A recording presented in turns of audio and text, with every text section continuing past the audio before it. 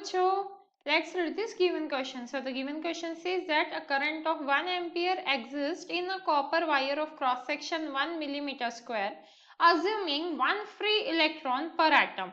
Calculate the drift speed of the free electrons in the wire. The density of a copper is 9000 kg per meter cube.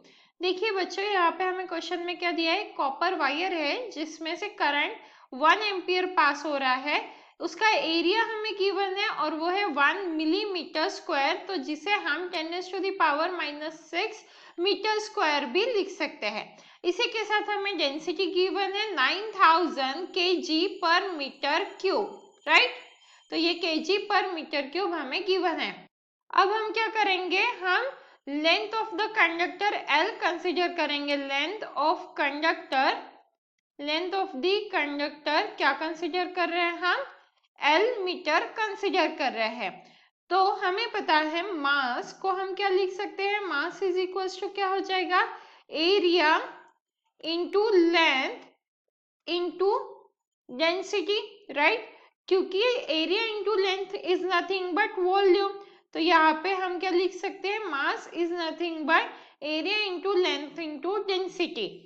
Value substitute करेंगे। Let suppose area के बदले ए ही लिखेंगे, length के बदले L, और density क्या है हमारा 9000। तो ये कितना आ जाएगा, केजी में आ जाएगा जो भी आंसर रहेगा, क्योंकि ये क्या है हमारा मास है स्मॉल एम की। अब हमें पता है number of atoms in a molecular mass क्या होता है। देखिए यहाँ पे हम क्या लिख सकते हैं, capital M is equals to Na, right.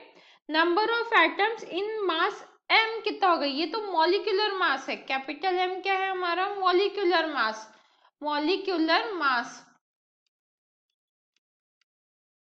अब अगर हम number of atoms, therefore number of atoms in M find out करें तो क्या आ जाएगा हमारा, N is equals to Na by capital M into small m आ जाएगा, राइट। तो Na क्या होता है, एवोगैड्रोस नंबर होता है, और Na किसके इक्वल होता है, मतलब एवोगैड्रोस नंबर क्या होता है हमारा, 6 इंटू 10⁻23। तो n की वैल्यू हम कैलकुलेट कर सकते हैं। n इज इक्वल टू क्या हो जाएगा, Na बाई कैपिटल M, और स्मॉल m की वैल्यू सब्स्टिट्यूट कर देंगे फ्रॉम इक्वेशन 1। तो हमें क्या मिलेगा यहाँ पे, a into L into 9000, right. अब देखिए हमें फाइंड आउट क्या करना है, ड्रिफ्ट वेलोसिटी। तो हम क्या लिख सकते हैं यहाँ पे, नंबर ऑफ अज्यूमिंग, हमें गिवन है अज्यूमिंग 1 फ्री इलेक्ट्रॉन पर एटम, तो calculate the drift speed of the free electrons in the wire. तो मतलब हम इस सेंटेंस से जो हमें क्वेश्चन में गिवन है उससे क्या लिख सकते हैं, number of free electrons is equal to क्या लिख सकते हैं, नंबर ऑफ एटम्स, राइट। क्योंकि पर एटम एक इलेक्ट्रॉन है, तो जितने भी फ्री इलेक्ट्रॉन्स है उतने ही एटम्स है, तो नंबर ऑफ एटम्स, राइट। तो लेट हम क्या करेंगे, कंसिडर करें, let n be the number of free electrons per unit volume. तो स्मॉल m क्या लिख सकते हैं हम यहाँ पे, स्मॉल m क्या हो जाएगा, number of electrons divided by volume, number of electrons divided by volume आ जाएगा। मतलब इसे क्या लिख सकते हैं हम, Na into A into L into 9000 जो हमने इसके पहले फाइंड आउट किया, और वॉल्यूम के बदले हम क्या लिख सकते हैं, capital M into A into small l, right.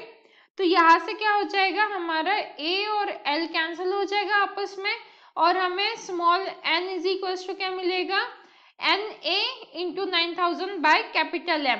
तो वैल्यू सब्स्टिट्यूट करेंगे तो ये मिलेगा 6 इंटू 10⁻23 इंटू 9000 मिल जाएगा यहाँ पे, डिवाइडेड बाय कैपिटल M की वैल्यू क्या हो जाएगी, 63.5 इंटू 10⁻³ आ जाएगा, सॉरी -5 नहीं -3 आएगा यहाँ पे। अब देखिए हमें साइड बाय साइड करंट की वैल्यू गिवन है। अब अगर हम करंट का फॉर्मूला देखें तो करंट का फॉर्मूला क्या होता है, I is equals to V D N A E होता है। तो हमें फाइंड आउट क्या करना है, ड्रिफ्ट वेलोसिटी। तो यहाँ से हम V D is equals to क्या लिख सकते हैं, V D is equals to I divided by N A E लिख सकते हैं, right. V D is equals to I by N A E. अब हमें सभी वैल्यूज पता है, तो वैल्यूज सब्स्टिट्यूट करके आंसर फाइंड आउट करेंगे। V D is equals to 1 आ जाएगा क्योंकि करंट की वैल्यू 1 है। एन की वैल्यू हमने अभी जस्ट कैलकुलेट की, तो वो डाल देंगे 6 into 10⁻23 into 9000 and divided by, यहाँ पे आ जाएगा 63.5 इंटू 10⁻³ देन यहाँ पे एरिया डालना है तो 10⁻⁻6 है।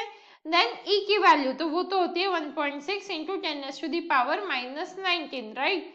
तो अब यहाँ से हम कैलकुलेशन करके वी डी आसानी से फाइंड आउट कर सकते हैं।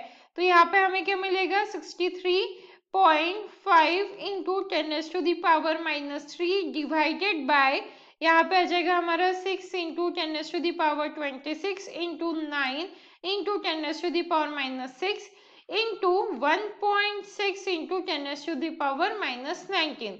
तो इसे हम कैलकुलेट करेंगे तो आंसर क्या जाएगा हमारा 0.073 into 10⁻³ metre per second.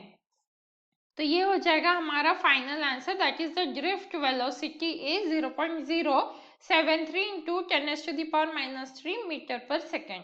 So I hope you understood it well. All the best.